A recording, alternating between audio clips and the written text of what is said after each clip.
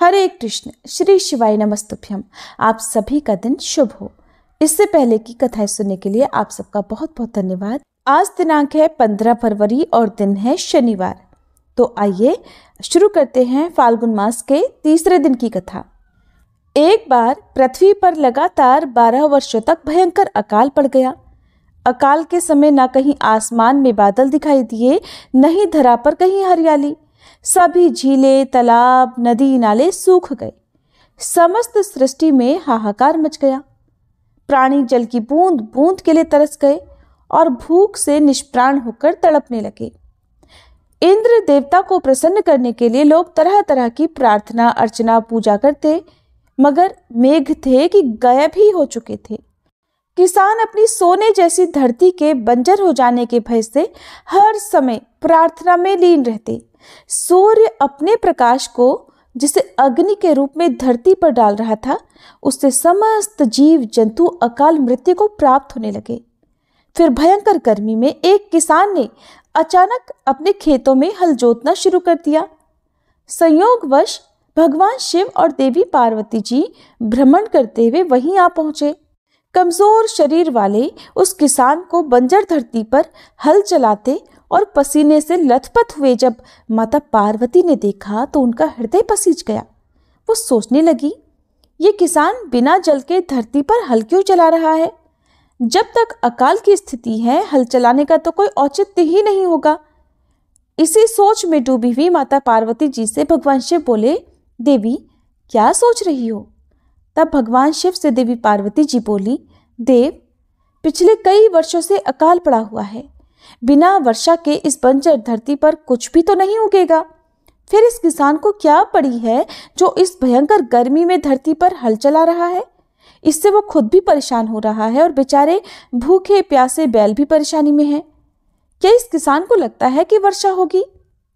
देवी पार्वती जी की बात सुनकर भगवान शिव बोले, देवी नहीं, इसे कोई पूर्वाभास नहीं है कि वर्षा होने वाली है। अकाल के 12 वर्षों का समय बीत जाने से इसे इस बात का भी आभास है कि निकट भविष्य में वर्षा होने का कोई संकेत नहीं है। तब देवी पार्वती जी ने भगवान शिव की बात को बीच में ही काटते हुए कहा, देव, फिर ये व्यक्ति मूर्खता क्यों कर रहा है? क्यों ये सूखे बंजर खेत में हल चला रहा है? तब माता पार्वती जी की शंका का समाधान करते हुए भगवान बोले, देवी, ये व्यक्ति मूर्ख नहीं है, इसे सब कुछ पता है। फिर भी ये हल इसलिए चला रहा है कि कहीं इस लंबे अकाल में निठल्ले बैठे रहने से वो हल चलाना ही ना भूल जाए। भगवान शिव का उत्तर पाकर देवी पार्वती उस किसान के कष्टों के निवारण का उपाय ढूंढने लगी। जानती थी देवी कि भगवान शिव जब भी अपना वर्षादायी शंख बजाते हैं तो वर्षा होने ही लगती है।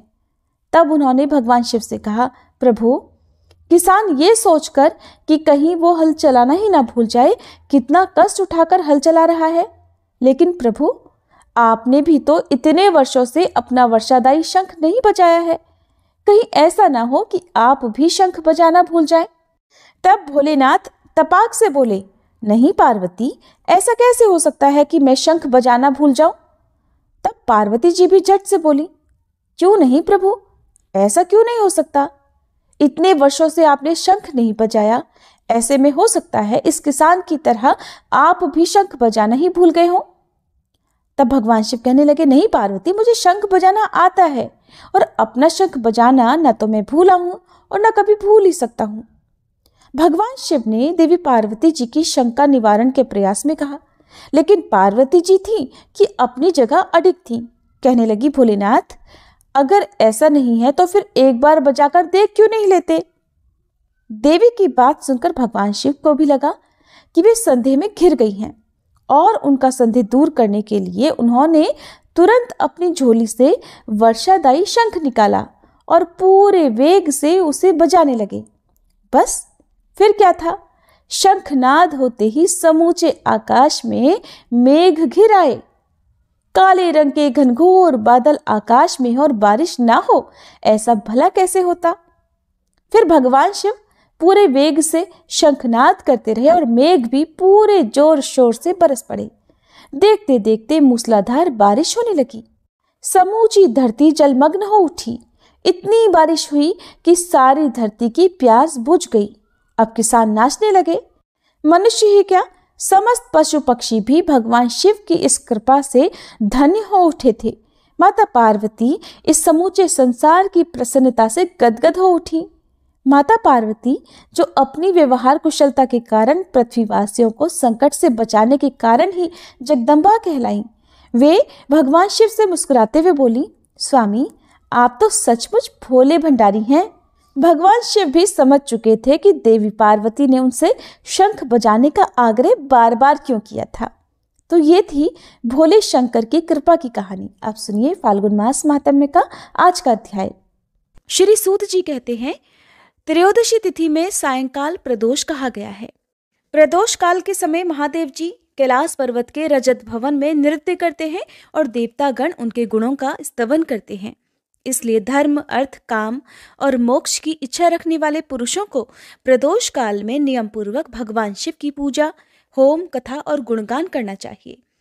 दरिद्रता के अंधकार से अंधे और भवसागर में डूबे हुए संसार भय से भीरू मनुष्यों के लिए यह प्रदोष व्रत पार लगाने वाली नौका है। भगवान शिव की पूजा करने से मनुष्य दरिद्रता, मृत्यु, दुख और पर्वत के समान भारी ऋण भार को जल्दी ही दूर करके संपत्तियों से पूजित हो जाता है। विदर्भ देश में सत्यरथ नाम से प्रसिद्ध एक राजा थे, जो सब धर्मों में तत्पर, धीर, सुशील और सत्य प्रतिज्ञ थे। धर्म पूर्वक पृथ्वी का पालन करते हुए उनका बहुत सा समय सुखपूर्वक बीत गया। फिर शाल्व देश के राजाओं ने विदर्भ नगर पर आक्रमण करके उसे चारों ओर से घेर लिया। अपनी पुरी को शत्रुओं से घिरी हुई देखकर विदर्भ राज विशाल सेना साथ लेकर युद्ध के लिए आए। बलोन्मत्त शाल्व देशी क्षत्रियों के साथ राजा का बड़ा भीषण युद्ध हुआ। शाल्वों की बहुत बड़ी सेना मारी गई, परंतु अंत में विदर्भराज भी उनके हाथों से मारे गए। मंत्रियों सहित उस महारथी वीर राजा के मारे जाने पर मरने से बचे हुए सैनिक भाग खड़े हुए। उस समय विदर्भराज सत्यरथ की एक पतिव्रता पत्नी अत्यंत शोकग्रस्त होकर रात के समय राजभवन से निकलकर पश्चिम दिशा की ओर चली गई। उस समय वह गर्भवती थी। प्रातःकाल होने पर धीरे धीरे मार्ग से जाती हुई उस साध्वी रानी ने बहुत दूर का रास्ता तय कर लेने के बाद एक स्वच्छ तालाब देखा और वह उसके किनारे शोभा पाने वाले एक छायादार वृक्ष के नीचे बैठ गई। भाग्यवश उसी निर्जन स्थान में वृक्ष के ही नीचे पतिव्रता रानी ने उत्तम गुणों से युक्त शुभ मुहूर्त में एक पुत्र को जन्म दिया, जिसके बाद अत्यंत प्यास से व्याकुल होकर वह सुंदर अंगों वाली रानी जलाशय में उतरी। इतने में ही एक बड़े भारी मगरमच्छ ने आकर उसे अपना ग्रास बना लिया। वह बालक तो पैदा होते ही अपने माता पिता से हीन हो गया और भूख प्यास से पीड़ित होकर उस सरोवर के किनारे जोर जोर से रोने लगा। वह नवजात शिशु जब इस प्रकार रो रहा था, उसी समय भाग्यवश वहां एक श्रेष्ठ ब्रह्माणी आ पहुंची। वह भी अपने 1 वर्ष के बालक को गोद में लिए हुए आई थी। ब्रह्माणी निर्धन और विधवा थी, घर घर भीख मांगकर अपना जीवन बिताती थी। उसका नाम उमा था। उस सती साध्वी ब्रह्माणी ने उस राजकुमार को देखा। उसे अनाथ की तरह रोता हुआ देखकर उसने मन ही मन विचार किया, अहो, ये तो बड़े आश्चर्य की बात दिखाई देती है कि ये नवजात शिशु, जिसकी नाल भी अभी तक नहीं कटी है, पड़ा हुआ है। इसकी माता कहाँ चली गई? न इसका पिता है, न कोई बंधु बांधव आसपास है। ये दीन अनाथ बालक बिना बिस्तर के भूमि पर सो रहा है। ये चंडाल का पुत्र है या शूद्र का? वैश्य का बालक है या फिर ब्राह्मण का या फिर क्षत्रिय का शिशु है? इसका निश्चय कैसे किया जाए? मैं इस शिशु को उठाकर अपने सगे पुत्र की तरह इसको अवश्य ही पाल सकती हूँ, परंतु ये किस कुल का है, ये न जानने के कारण इसे छूने का साहस तो मुझे नहीं होता। वह पतिव्रता ब्रह्माणी जब इस प्रकार कह रही थी कि उसी समय कोई सन्यासी महात्मा वहां आ गए। वे ऐसे दिख रहे थे मानो साक्षात शंकर जी ही हों। उन श्रेष्ठ भिक्षु ने उस स्त्री से कहा, हे ब्रह्माणी, दुख ना करो, हृदय के संशय को दूर करके इस बालक की रक्षा करो। इससे तुम्हें शीघ्र ही परम कल्याण की प्राप्ति होगी। ऐसा कहकर वे दयालु भिक्षु तुरंत वहां से चले गए। उनके जाने के बाद ब्रह्माणी ने विश्वास पूर्वक उस बालक को लेकर अपने घर की ओर प्रस्थान किया। उस राजकुमार का ब्रह्माणी ने अब अपने बेटे के समान ही पालन पोषण प्रारंभ कर दिया। एक चक्रा नामक नगर में उस ब्रह्माणी का घर था। वह भिक्षा के अन्न से ही अपने पुत्र और राजकुमार को भी पालने लगी। ब्राह्मणों ने ब्रह्माणी के तथा राजा के पुत्र का भी संस्कार कर दिया। अब वे दोनों सर्वत्र सम्मानित होकर दिन दिन बढ़ने लगे। समय आने पर उनका उपनयन संस्कार हुआ। अब वे दोनों बालक एक साथ रहकर नियमों का पालन करने लगे। दोनों माता के साथ प्रतिदिन भिक्षा के लिए जाते थे। एक दिन वह ब्रह्माणी उन दोनों बालकों के साथ भीख मांगती हुई दैवयोग से देव मंदिर में गई। वहां बड़े बूढ़े ऋषि मुनि रहा करते थे। उन दोनों बालकों को देखकर परम बुद्धिमान शांडिल्य नामक मुनि कहने लगे, अहो, दैव का बल बड़ा विचित्र है। कर्मों का उल्लंघन करना किसी भी जीव के लिए अत्यंत कठिन है। देखो ना, ये बालक दूसरी माता की शरण लेकर भिक्षा से अपना जीवन निर्वाह करता है। इस ब्रह्माणी को ही श्रेष्ठ माता के रूप में पाकर ब्राह्मण बालक के साथ ही ब्राह्मण भाव को प्राप्त हो गया है। शांडिल्य मुनि का ये वचन सुनकर ब्रह्माणी को बड़ा आश्चर्य हुआ।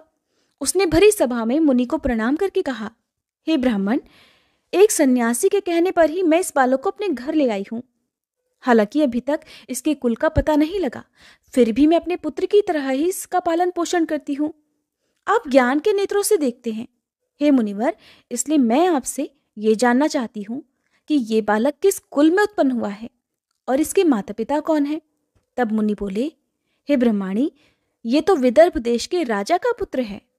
ऐसा कहकर मुनि ने उस बालक के पिता के युद्ध में मारे जाने का और उसकी माता के ग्रह द्वारा अर्थात मगरमच्छ द्वारा ग्रस्त होने का सब समाचार पूर्ण रूप से बतला दिया।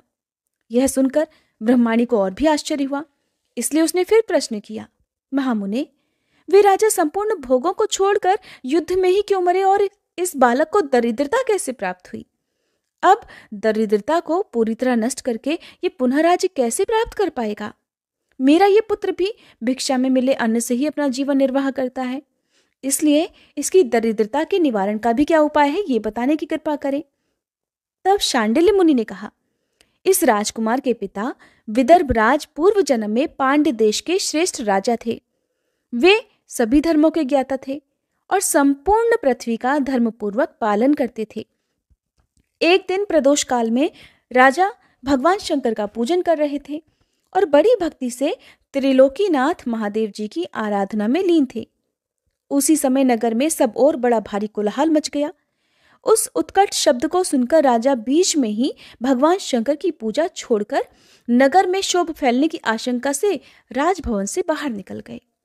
इसी समय राजा का महाबली मंत्री शत्रु को पकड़कर उनके समीप ले आया। वह शत्रु पांड्य राज का ही सामंत था। उसे देखकर राजा ने क्रोधपूर्वक उसका मस्तक कटवा दिया। शिव पूजा बीच में छोड़कर नियम को समाप्त किए बिना ही राजा ने रात में भोजन भी कर लिया। इसी प्रकार राजकुमार भी प्रदोष काल में शिव जी की पूजा किए बिना ही भोजन करके सो गया। वही राजा दूसरे जन्म में विदर्भ राज हुआ था। शिव जी की पूजा में विघ्न होने के कारण शत्रुओं ने उसको सुख भोग के बीच में ही मार डाला। पूर्व जन्म में जो उसका पुत्र था वही इस जन्म में भी हुआ है। शिव जी की पूजा का उल्लंघन करने के कारण ये दरिद्रता को प्राप्त हुआ है। इसकी माता ने अपने पूर्व जन्म में छल से अपनी सौतन को मार डाला था। उस महान पाप के कारण ही वह इस जन्म में ग्रह के द्वारा मारी गई। मैं सत्य कहता हूँ, परलोक में हित की बात कहता हूँ, शास्त्रों का सार और उपनिषदों का हृदय कहता हूँ। इस भयंकर असार संसार को प्राप्त हुए जीव के लिए ईश्वर के चरणार विंदों की सेवा ही सार वस्तु है। जो प्रदोष काल में अनन्य चित्त होकर परमेश्वर के चरणार विंदों की पूजा करते हैं, वे इसी संसार में सदा बढ़ने वाले धन धान्य, स्त्री पुत्र, सौभाग्य और संपत्ति के द्वारा सबसे बढ़कर होते हैं। हे ब्रह्माणी, ये तुम्हारा पुत्र पूर्व जन्म में उत्तम ब्राह्मण था और इसने अपनी सारी आयु केवल दान लेने में बिताई थी। यज्ञ आदि सत्कर्म कभी नहीं किए हैं, इसलिए यह इस जन्म में दरिद्रता को प्राप्त हुआ है। उस दोष का निवारण करने के लिए अब यह भगवान शंकर की शरण में जाए। श्री सूत जी कहते हैं, मुनि के इस प्रकार कहने पर साध्वी ब्रह्माणी ने उन्हें प्रणाम करके शिव पूजन की विधि का क्रम पूछा। तब शांडिल्य मुनि बोले, दोनों पक्षों की त्रयोदशी तिथि को मनुष्य जब निराहार रहे तब सूर्यास्त से 3 घड़ी पहले स्नान करे, फिर श्वेत वस्त्र धारण करके धीर पुरुष संध्या और जप आदि नित्य कर्म को विधि पूरी करके मौन होकर शास्त्र विधि का पालन करते हुए भगवान शिव की पूजा प्रारंभ करे। भगवत विग्रह के आगे की भूमि को नए निकाले हुए शुद्ध जल से भलीभांति लीप पोत कर सुंदर मंडल बनाए। धोती वस्त्र आदि के द्वारा उस मंडल को सब ओर से घेर दे। ऊपर से चंदोवा आदि लगाकर फल फूल और नए अंकुरों से उसे सजाए। मंडल के बीच की भूमि में 5 रंगों से युक्त विचित्र कमल अंकित करके उसी पर सुस्थिर और उत्तम आसन बिछाकर बैठे और हृदय में भक्तिभाव से युक्त होकर पूजन की सभी सामग्री एकत्र करे। फिर पवित्र भाव से शास्त्रोक्त मंत्र द्वारा देवपीठ को आमंत्रित करे। इसके बाद क्रमशः आत्मशुद्धि और भूत शुद्धि आदि करके 3 प्राणायाम करे। उसके बाद बिंदु युक्त बीजाक्षरों के द्वारा विधि पूर्वक मात्र का न्यास करे। फिर परादेवता का ध्यान करके मात्र का न्यास की विधि पूरी करे। फिर परम शिव का ध्यान करके पीठ के वाम भाग में गुरु को प्रणाम करे। दक्षिण भाग में गणेश जी को मस्तक झुकाए। दोनों अंशों में अर्थात कंधों और जांघों में धर्म ज्ञान वैराग्य तथा ऐश्वर्य का न्यास करे। नाभि और पार्श्व भागों में अधर्म अज्ञान वैराग्य और अनैश्वर्य आदि का न्यास करे।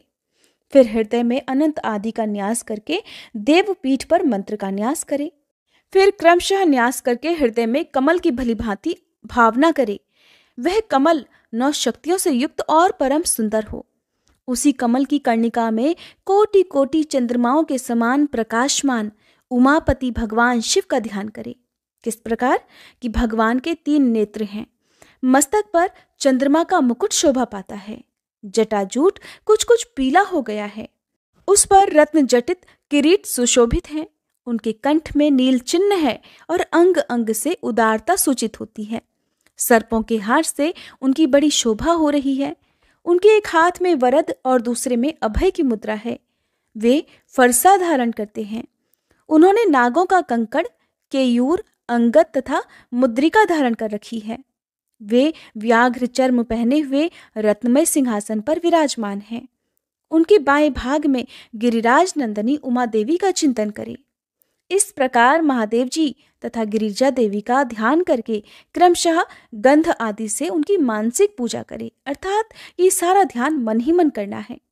5 वैदिक मंत्रों से गंध आदि द्वारा पूर्वोक्त 5 स्थानों में अथवा हृदय में पूजा करें।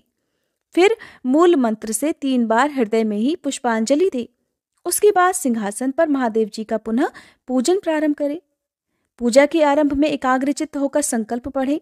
फिर हाथ जोड़कर मन ही मन भगवान शिव का ध्यान और आह्वान करें कि हे भगवान शंकर, आप ऋण, पातक, दुर्भाग्य और दरिद्रता आदि की निवृत्ति के लिए तथा संपूर्ण पापों का नाश करने के लिए मुझ पर प्रसन्न होइए।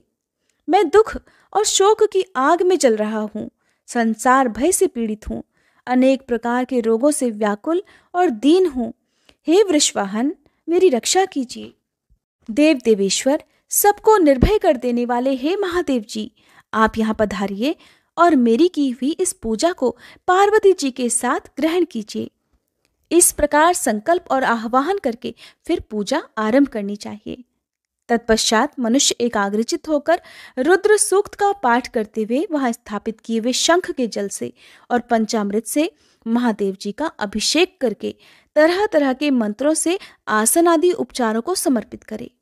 भावना द्वारा दिव्य वस्त्रों से विभूषित स्वर्ण सिंहासन की कल्पना करे और उसी पर भगवान को विराजमान करके अष्टगुण युक्त अर्घ्य और पाद्य निवेदित करे। फिर शुद्ध जल से आचमन कराकर मधुपर्क दे। इसके बाद पुनः आचमन के लिए जल देकर मंत्रोच्चारण पूर्वक स्नान कराए। फिर यज्ञोपवीत वस्त्र और आभूषण अर्पित करे। परम पवित्र अष्टांग युक्त चंदन चढ़ाए। बिल्व, मदार, लाल कमल, धतूर, कनेर, सनई का फूल, चमेली, कुशा, अपामार्ग, तुलसी, जूही, चंपा, भटकैया और करवीर के फूलों में से जितनी मिल जाएं, उन सबको शिवोपासक भगवान शिव पर चढ़ाएं। इनके अलावा भी नाना प्रकार के सुगंधित पुष्प निवेदित करें। उसके बाद लाल चंदन से उत्पन्न धूप और निर्मल दीप समर्पित करें। उसके बाद हाथ धोकर घी, नमकीन और साग, मिठाई, पुआ, शक्कर और गुड़ के बने हुए पदार्थ और खीर का नैवेद्य भोग लगाएं। मधु, दही और जल भी अर्पित करें। उस खीर का ही मंत्र द्वारा प्रज्वलित की हुई अग्नि में हवन करें। यह होम शास्त्रोक्त विधि से आचार्य के कहे अनुसार संपन्न करना चाहिए। भगवान शंकर को नैवेद्य देकर मुख शुद्धि के लिए उत्तम तांबूल अर्थात पान अर्पित करें। धूप आरती, सुंदर छत्र, उत्तम दर्पण को वैदिक तांत्रिक मंत्रों द्वारा विधि पूर्वक समर्पित करें। अगर ये सब करने की अपने में शक्ति ना हो और अधिक धन का अभाव हो तो अपने पास जितना भी धन हो उसी के अनुसार भगवान की पूजा करें। गौरीपति भगवान शंकर भक्ति पूर्वक भेंट किए हुए पुष्प मात्र से भी संतुष्ट हो जाते हैं।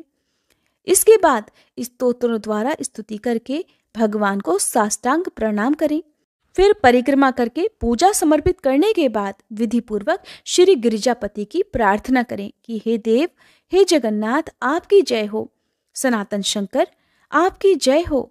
संपूर्ण देवताओं के अधीश्वर आपकी जय हो। सर्वदेव पूजित आपकी जय हो। सर्वगुणातीत आपकी जय हो। सबको वर देने वाले प्रभु आपकी जय हो। संपूर्ण विश्व के लिए एकमात्र जानने योग्य महेश्वर आपकी जय हो। नागराज वासुकी को आभूषण के रूप में धारण करने वाले हे प्रभु आपकी जय हो। हे गौरीपते आपकी जय हो। चंद्रार्ध शेखर शंभो आपकी जय हो।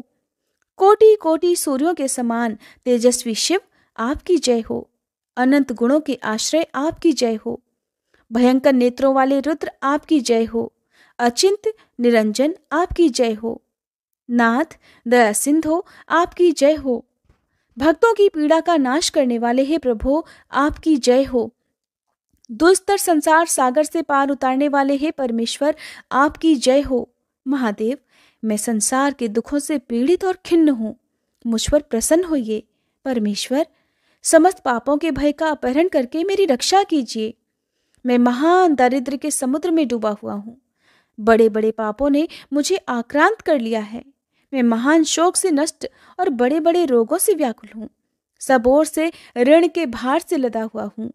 पाप कर्मों की अग्नि में जल रहा हूँ और ग्रहों से पीड़ित हो रहा हूँ। हे शंकर जी, मुझ पर प्रसन्न होइए। निर्धन मनुष्य इस प्रकार पूजा के अंत में भगवान गिरजापति की प्रार्थना करे।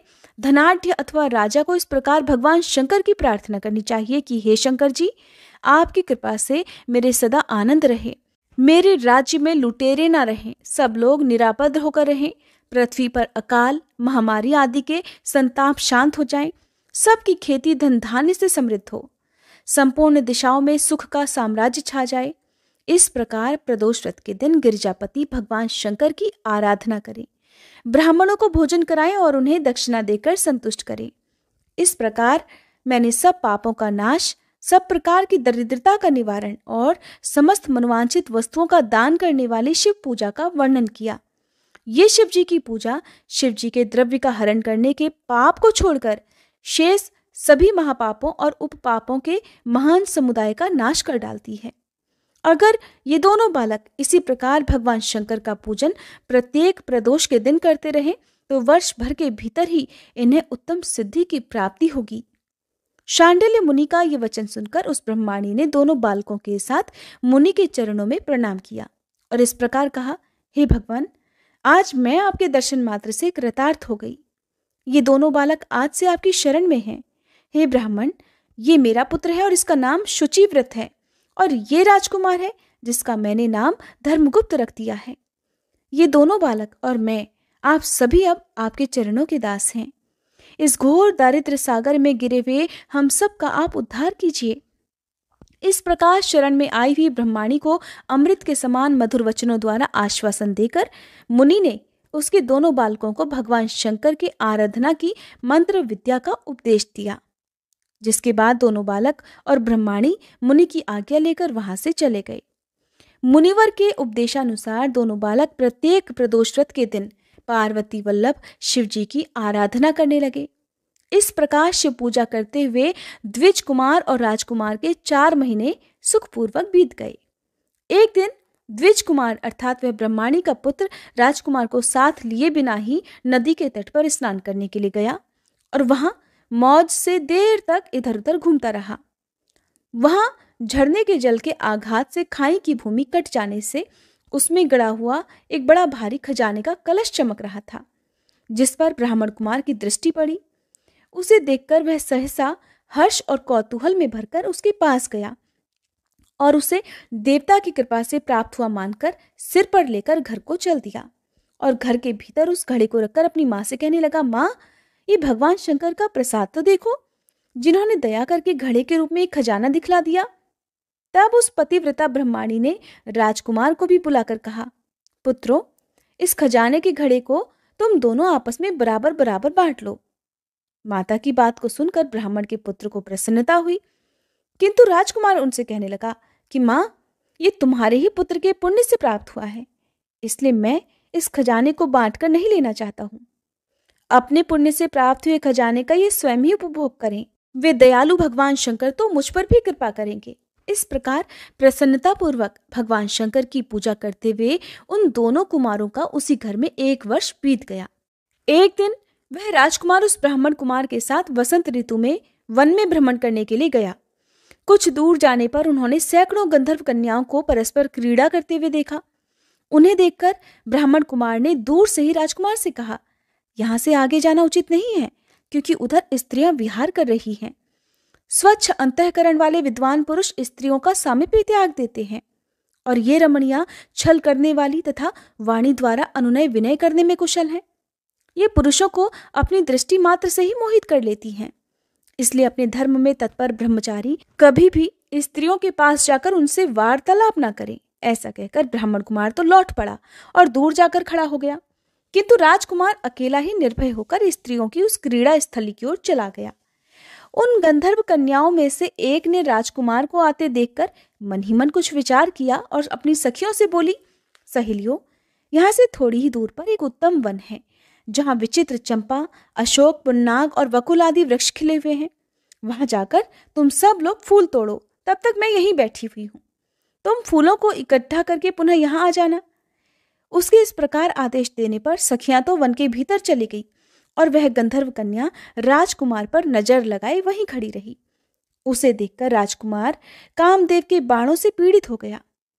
गंधर्व कन्या ने अपने पास आए हुए राजकुमार को बैठने के लिए कोमल पल्लवों का आसन दिया और पूछा, हे कमल नयन, तुम कौन हो?